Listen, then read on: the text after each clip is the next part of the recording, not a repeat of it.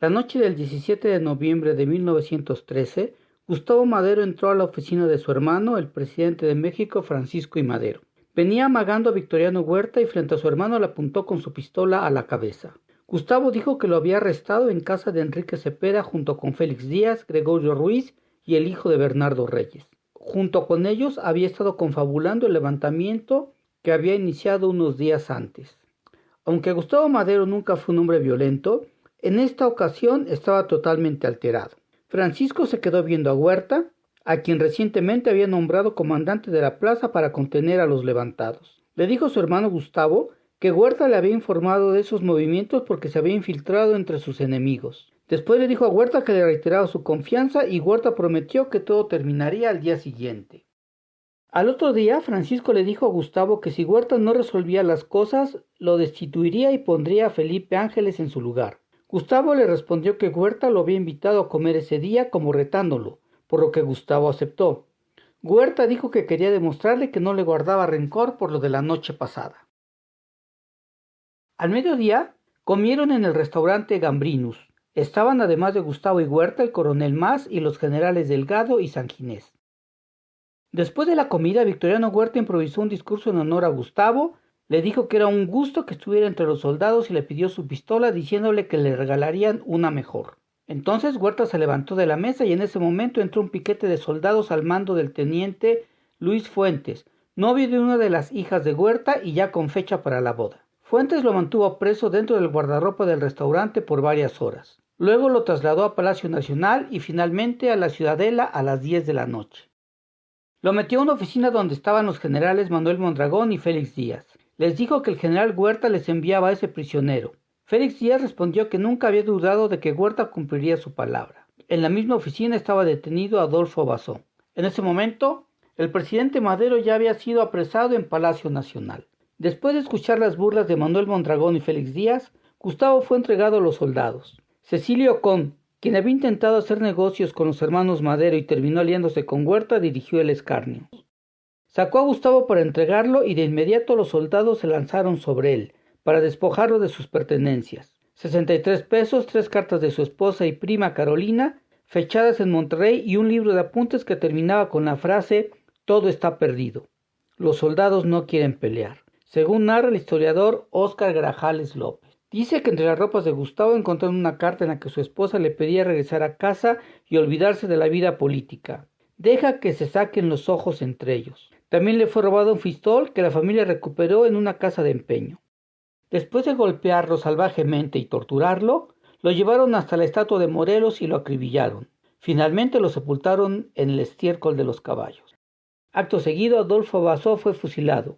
Él mismo dio las órdenes al pelotón de fusilamiento. Antes del amanecer, en el mismo lugar, fue asesinado el periodista y jefe político de Tacubaya, Manuel Oviedo, con quien Mondragón tenía viejas rencillas. Una vez que Huerta confirmó el éxito de las acciones perpetradas en Palacio, convocó al general Felipe Ángeles para darle órdenes. Una vez que éste se reportó, Huerta le ofreció asumir la dirección del colegio militar o acompañar a Madero al exilio a Cuba para luego regresar y dirigir la institución. Ángeles se inclinó por la segunda opción y sin embargo fue hecho prisionero por Blanquet. Mientras tanto, Enrique Cepeda se entrevistó con el embajador Henry Lane Wilson para informarle lo ocurrido en Palacio y en el restaurante Gambrinus. El embajador había notificado al presidente Taft y al Departamento de Estados Unidos que los rebeldes habían aprendido a Madero y Pino Suárez 1 hora y media antes de que estos hechos ocurrieran. A las 9:30 de la noche, Henry Lane Wilson convocó a parte del cuerpo diplomático y recibió a los golpistas. Por un lado llegó Huerta acompañado de Enrique Cepeda y el general Joaquín Mas Flores, y por otro lado Félix Díaz acompañado del general Fidencio Hernández y Rodolfo Reyes, hijo de Bernardo Reyes. Este último redactó el pacto de la embajada. En el pacto se establecía desconocer al gobierno de Madero y Pino Suárez y establecer un gobierno provisional al mando de Victoriano Huerta, con un gabinete conformado por reyistas y felicistas. Félix Díaz declinó formar parte del gabinete para prepararse con su partido con miras a la futura elección presidencial, la cual hipotéticamente lo favorecía. Jesús Silva Herzog, en su libro Breve Historia de la Revolución Mexicana, narra que el embajador Wilson, con la lista del gabinete acordado, fue al salón donde estaban los ministros extranjeros esperándolos y les dijo que los nuevos gobernantes de México los sometían a su aprobación. Nosotros, dijo el ministro de Cuba, Márquez Sterling, no creo que debamos rechazar ni aprobar nada, sino simplemente tomar nota de lo que se nos comunica y transmitirlo a nuestros gobiernos. La mayoría de los presentes apoyaron sus palabras. Ante ellos se dio lectura a El Pacto de la Embajada. Terminada la lectura, todos los presentes aplaudieron y brindaron. Huerta se despidió y el embajador lo acompañó hasta la puerta. De regreso, al ver Wilson a Díaz, exclamó: «¡Viva el general Díaz, Salvador de México!». Los detalles de esta reunión los refiere el propio Henry Lane Wilson en su libro Episodios diplomáticos en México. Años atrás, en marzo de 1910, Henry Lane Wilson había llegado a México y presentado sus credenciales a Porfirio Díaz como embajador de los Estados Unidos durante el gobierno de William Taft. Cuando se presentó ante Díaz tuvo una impresión favorable, pero esta cambió cuando Díaz no aceptó sus propuestas a favor de empresas norteamericanas. Entonces, Lane Wilson pensó que la salvación de México era Madero. Pronto cambió su opinión porque Wilson tenía ligas económicas con la familia Guggenheim, y esta, a su vez, tenía viejas rencillas por motivos de negocios con la familia Madero, que era dueño de empresas en Estados Unidos que competían con las de los Guggenheim. Este fue el fondo de la aversión personal de Wilson hacia Madero.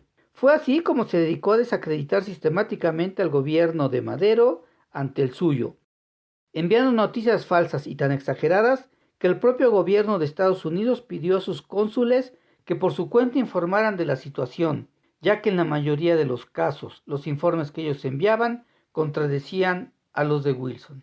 Después de firmarse el pacto de la Embajada de los Estados Unidos, se dieron por terminadas las acciones bélicas. Los padres de Madero, sus hermanas solteras y su esposa, Sara Pérez Romero, pidieron asilo en la embajada japonesa, lugar donde pasaron esa noche. Al día siguiente, 19 de febrero, los embajadores de Cuba y España recibieron instrucciones específicas para no reconocer al nuevo gobierno.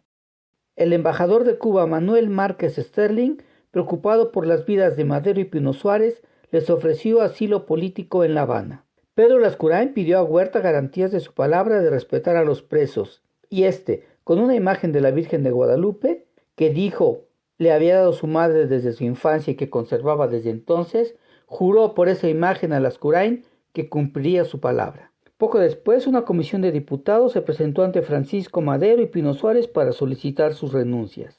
Después de que el presidente de la Cámara leyó las renuncias del presidente y vicepresidente, Pedro Lascurain, secretario de Relaciones Exteriores del gobierno derrocado, asumió la presidencia de la República conforme a la Constitución. Inmediatamente nombró a Victoriano Huerta secretario de Gobernación. Momentos después renunció a la presidencia. Ante la ausencia del presidente y de cualquier otro ministro, el de Gobernación debería asumir el poder legalmente. Así, Huerta quedó investido como nuevo presidente con estricto apego a derecho. La maniobra duró de las 5:15 a las 6 de la tarde de ese mismo día, solo el tiempo necesario para cumplir los procedimientos de ley. Con la anuencia del Congreso, de un cuartelazo surgió un presidente con estricto apego a derecho. Huerta envió un telegrama al presidente de los Estados Unidos que a la letra decía: Ciudad de México, febrero 19 de 1913. A su excelencia el ciudadano presidente de los Estados Unidos, William Howard Taft, Washington, D.C. Tengo el honor de informar a usted que he derrocado este gobierno. Las fuerzas están conmigo y desde hoy en adelante reinarán la paz y prosperidad. Su obediente servidor, Victoriano Huerta. Desde su aprehensión, Madero y Pino Suárez permanecieron en Palacio Nacional, esperando que un tren los condujera al puerto de Veracruz, de donde se embarcarían a Cuba. Sara, la esposa de Madero, la tarde del jueves 20, se entrevistó con el embajador estadounidense para abogar por la vida de su esposo. El embajador le comentó que él le había advertido a Madero mucho tiempo antes de que eso pasaría y que ahora pagaba las consecuencias de su mal gobierno.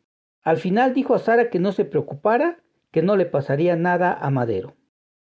Ese mismo día el diputado Luis Manuel Rojas, correligionario masón de Lane Wilson, le pidió interceder por la vida del expresidente. El embajador se negó respondiendo que estaba seguro que Madero se levantaría en armas nuevamente, ensangrentando y perjudicando seriamente al país. El embajador de Cuba estaba con los prisioneros y ante el temor de Pino Suárez de ser asesinados, pasó la noche con ellos. Madero tenía mejor humor y motivó a los presentes para pasar una velada agradable. Pino Suárez dijo que si ya no eran de utilidad para Huerta, serían asesinados y escribió una carta a su amigo Serapio Rendón, donde le pedía velar por sus hijos y consolar a su esposa. Por la noche, Madero recibió la visita de su madre Mercedes González Treviño, quien le notificó lo que había pasado con Gustavo. La noticia lo trastornó y pasó la noche llorando la muerte de su hermano. Félix Díaz, Manuel Mondragón, Rodolfo Reyes, Alberto García Granados, Aureliano Blanquet y Victoriano Huerta coordinaron las acciones para deshacerse de Madero y Pino Suárez. Lane Wilson estuvo al tanto de las mismas. Alrededor de las 6 de la tarde, el mayor de rurales, Francisco Cárdenas, fue llamado a la presidencia. Blanquet le comentó que el país lo necesitaba para un gran servicio. Después fue presentado al ministro de Guerra, Manuel Mondragón, quien le explicó que la misión consistía en matar a Madero y Pino Suárez fingiendo un asalto. Cárdenas aceptó, pero solicitó escuchar la confirmación por parte de Huerta. Cuando Cárdenas le preguntó por la vida del general Felipe Ángeles, Huerta accedió a respetarla. Aureliano Blanquet le ordenó al cabo Rafael Pimienta que se reportara con Cárdenas para ayudarlo en la comisión. Huerta se dirigió a la embajada estadounidense, en donde había una recepción que celebraba el natalicio de George Washington. De acuerdo con Márquez Sterling, a las 10 de la noche se habían acostado Madero, Pino Suárez y Ángeles. 20 minutos más tarde los despertaron con la noticia de que serían trasladados y Madero preguntó al guardia por qué no se les había informado para estar vestidos. El coronel Joaquín Chicarro, encargado de la custodia de los prisioneros, les notificó que serían llevados a la penitenciaría de Lecumberri. El general Ángeles se incorporó preguntando si él sería trasladado, a lo cual Cárdenas contestó: «No, general, usted se queda aquí, es la orden que tenemos». El expresidente y el ex vicepresidente fueron bajados al patio del palacio, donde 2 vehículos los esperaban. Ambos vehículos fueron conseguidos por Cecilio Ocón. La pequeña escolta militar estuvo conformada por Francisco Cárdenas, Rafael Pimienta, Francisco Ugalde y Agustín Figueres. Cecilio Ocón llamó por teléfono al director de la penitenciaría, Luis Ballesteros, para avisarle que la caravana ya había salido. Al momento de llegar a Lecumberri, los automóviles pasaron de largo la entrada principal y se desviaron hacia el extremo más apartado de la penitenciaría. Francisco Cárdenas, el hombre encargado de asesinar a Madero, le ordenó que bajara y ante la negativa le disparó en la cabeza. Pino Suárez intentó huir, pero fue herido por Rafael Pimienta y rematado en el suelo con 13 disparos. Los militares, para simular el asalto, dispararon contra los vehículos y limpiaron las manchas de sangre que había en el interior. Los choferes, testigos involuntarios de los asesinatos, fueron obligados a guardar silencio. Poco después de la medianoche, Cárdenas se reportó en Palacio para rendir su informe a Huerta, que se encontraba en una conferencia de prensa notificando que una multitud iracunda había asaltado a la escolta que custodiaba y conducía a Madero a la penitenciaría. Huerta, Mondragón y de la Barra informaron a la prensa que se realizaría una investigación para esclarecer los hechos. Una vez hecha esta declaración, Mondragón pagó a los asesinos la cantidad de 18,000 pesos. El diputado Luis Manuel Rojas, convencido de la participación del embajador estadounidense en el golpe de Estado, leyó un discurso ante el Pleno de la Cámara. Hasta la fecha, ese discurso se conoce como el Yo Acuso. El Yo Acuso de Rojas fue publicado y la tesis de confabulación fue secundada por el periodista Norman Hapgood. Victoriano Huerta se apresuró a defender a Lane Wilson, argumentando que las muertes de Madero y Pino Suárez se habían debido a la imprudencia de sus partidarios. El secretario de Gobernación, Alberto García Granados, aseguró que Rojas sería desaforado para responder y probar sus acusaciones. La Suprema Corte de Justicia, representada por los señores magistrados Alonso Rodríguez Miramón, Emilio Bullegoiri y Carlos Flores, felicitó al general Huerta con motivo de su elevación al poder y le ofreció colaborar activamente en la pacificación nacional.